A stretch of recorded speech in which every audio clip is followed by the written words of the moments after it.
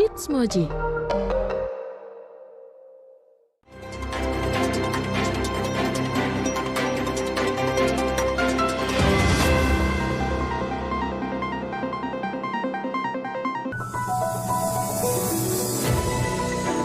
Halo, selamat sore Moji Badi. Sudah siapkah untuk berakhir pekan? Kemanapun Anda pergi, jangan lupa tetap pakai masker ya, karena kasus harian COVID-19 Indonesia kembali meningkat. Dan tetap terapkan prokes ya Moji Badi. Dan bersama saya Anura Biometa, inilah Moji Petang selengkapnya. Setelah menjalani pemeriksaan selama sekitar 15 jam, selebgram sekaligus tiktokers Lina Mukherjee ditetapkan sebagai tersangka namun tidak ditahan. Lina ditetapkan sebagai tersangka terkait kasus dugaan penistaan agama. Moji Badi, sejumlah aksi tawuran terjadi di sejumlah tempat di ibu kota gara-gara saling ejek. Perkelahian antar kelompok pengendara motor bahkan merenggut nyawa seorang remaja. Gara-gara terjadi kesalahpahaman, seorang juru parkir di Sleman, Yogyakarta dikeroyok oleh sejumlah pengemudi ojek online. Akibatnya korban mengalami luka-luka. Diduga mengancam akan membakar kampung, seorang pria di desa Margaluyu, Lebak, Banten dikeroyok hingga tewas. 6 tersangka diamankan oleh petugas kepolisian. Pemirsa, berniat membantu teman menyelesaikan masalah. 4 pemuda dianiaya belasan orang di desa Kaliwangi, Kabupaten Brebes, Jawa Tengah. Akibatnya seorang pemuda tewas di tempat kejadian, sementara 3 pemuda lainnya mengalami luka parah. 2 buruh kebun di Banyuwangi ditemukan dalam keadaan bersimbah darah di kebun tempat mereka bekerja. Seorang korban tewas di tempat kejadian, sementara 1 orang lainnya dilarikan ke rumah sakit dalam keadaan kritis. Jangan kemana-mana karena Moji Petang akan kembali lagi dengan informasi mengenai temuan kerangka manusia di kebun. Informasinya akan hadir usai pariwara berikut ini.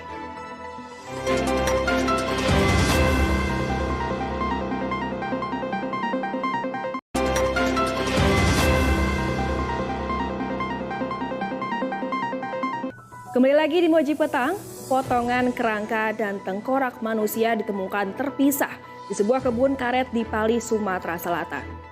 Pemirsa, sesosok jasad pria ditemukan mengapung di aliran Sungai Bengawan Solo, Kabupaten Karanganyar.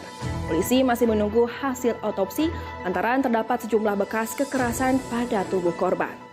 Pemirsa, rumah mewah yang dijadikan kantor di Jakarta Selatan pada hari Kamis terbakar. Petugas terpaksa memecahkan jendela karena banyaknya asap kebakaran di lantai 2. Kita ke informasi berikutnya, 2 bocah balita kakak beradik meninggal dunia saat kebakaran melanda rumahnya di Dusun Cilengsar, Desa Ciherang, Sumedang, Jawa Barat. Aparat kepolisian masih menyelidiki penyebab pasti kebakaran. Diduga akibat tidak menjaga jarak, 7 kendaraan terlibat kecelakaan beruntun di Tol Palimanan Kanci, Kabupaten Cirebon. Seorang pengemudi mengalami luka parah akibat benturan kendaraannya yang masuk ke kolong truk. Pemirsa, kapal motor Jaya Makmur bermuatan puluhan ton garam curah tenggelam di perairan Pulau Gili Genting, Sumeneb, Madura, Jawa Timur. Akibat dari kejadian ini, 1 anak buah kapal menghilang, sementara 2 diantaranya berhasil diselamatkan oleh tugboat yang sedang melintas. Moji Petang masih akan kembali lagi dengan informasi bencana banjir dan longsor di beberapa wilayah. Tetaplah bersama kami.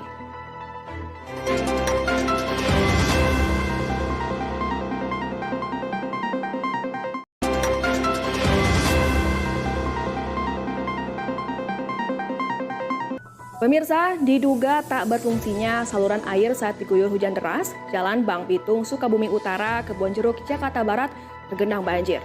Hujan yang mengguyur ibu kota juga memicu banjir di permukiman warga di kawasan Sukabumi Selatan, Jakarta Barat. Pemirsa, masih terkait dengan banjir. Diguyur hujan selama lebih dari 4 jam, sejumlah jalan di Polewali Mandar, Sulawesi Barat terendam banjir. Sementara di Ogan Ilir, Sumatera Selatan, ratusan rumah di 5 desa terendam banjir akibat Sungai Ogan meluap. Sudah 6 hari tertimbun longsor, jalan penghubung kabupaten di Toraja, Sulawesi Selatan belum juga diperbaiki. Sementara itu, hujan deras yang mengguyur Tasikmalaya, Jawa Barat mengakibatkan tembok penahan tebing sepanjang 40 meter ini longsor dan menutup jalan. Masih terkait dengan longsor, akses jalan provinsi penghubung Sumedang, Subang terputus akibat longsor yang terjadi di kawasan Jikira di Desa Sukamaju, Sumedang, Jawa Barat. Jumlah petugas BPBD bahkan nyaris tertimpa longsor susulan ketika meninjau lokasi kejadian. Tergerus arus sungai meluap, jembatan Cipamingkis di Sukamakmur, Kabupaten Bogor, Jawa Barat, kondisinya rusak parah hingga nyaris ambruk.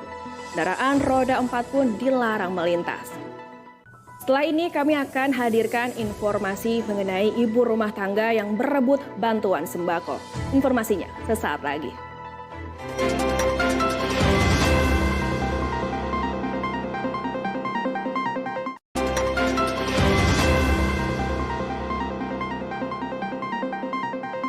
Terima kasih Anda kembali lagi di Moji Petang. Demi menghindari kejaran petugas Satpol PP dalam razia penyandang masalah kesejahteraan sosial di Jakarta, seorang pria nekat bersembunyi di atas pohon. Petugas juga mengamankan sepasang suami istri yang bekerja mengumpulkan barang bekas. Pemirsa, sehari jelang kedatangan Presiden, jalanan di Lampung Tengah yang diperbaiki Pemprov kembali rusak setelah diguyur hujan deras. Jalan ini kembali berlubang besar dan membahayakan pengendara. Ratusan ibu rumah tangga yang menggendong anak balitanya di Situbondo, Jawa Timur terlibat aksi saling dorong saat berebut bantuan sembako dari pemerintah. Akibatnya, banyak anak balita yang menangis karena berdesak-desakan. Presiden Joko Widodo meninjau Pasar Tanah Abang dan juga Mall Sarinah di Jakarta Pusat. Dalam kunjungan ini, Presiden berdialog dengan para pedagang. Ketua Umum Partai Golkar Airlangga Hartarto melanjutkan safari politiknya dengan mengunjungi kediaman Wakil Presiden Indonesia ke-10 dan 12 Muhammad Yusuf Kalla. Sementara itu, Presiden Jokowi menanggapi kritik karena dianggap ikut campur dalam urusan partai politik untuk Pilpres 2024 terkait pertemuan pimpinan parpol di Istana beberapa waktu yang lalu. Moji Petang masih akan kembali lagi dengan informasi perayaan Hari Ulang Tahun Kota Semarang. Tetaplah bersama kami.